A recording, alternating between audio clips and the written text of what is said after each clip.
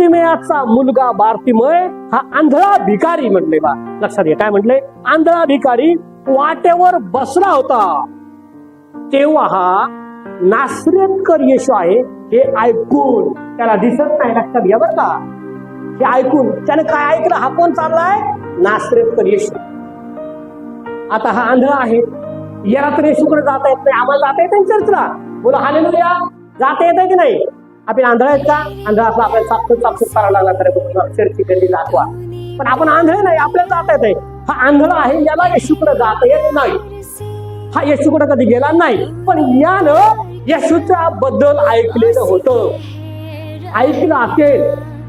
इथं काय म्हटलंय, तो वाटेवर बसला होता तेव्हा हा नासरेतकर येशू आहे हे ऐकून तो मोठ्यानं म्हणू लागला, अहो दावीद पुत्र येशू माझ्यावर दया करा.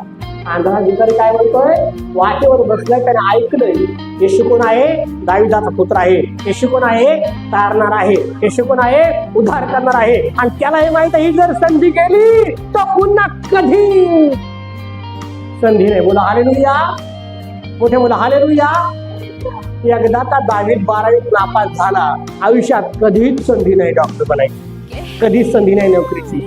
मग संपलं म्हणून समजा. आता वाटतंय की मी मोबाईल खेळते, मी लय शहाणा आहे, पण तुम्हाला नंतर समजेल की आयुष्य किती कठीण आहे, किती कठीण आहे. भाकरीच्या तुकड्याला मागावं लागतं, मग आई बापांजवळ नाही तर भावाजवळ थांबावं लागतं.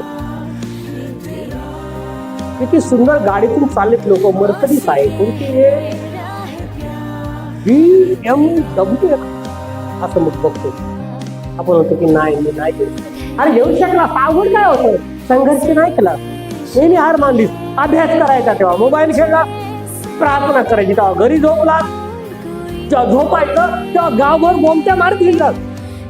अरे झोपायले 11 वाजले, झोपायले 11 वाजले, झोपायले 11 वाजले, आई बाप सांगतात तेव्हा काय करतात, थांबता मागताय इतकं लवकर का, अरे जेवून घे. आणि मग सर्व प्रकारच्या त्रासांना सामोरे जाऊन हा आंधळा आहे.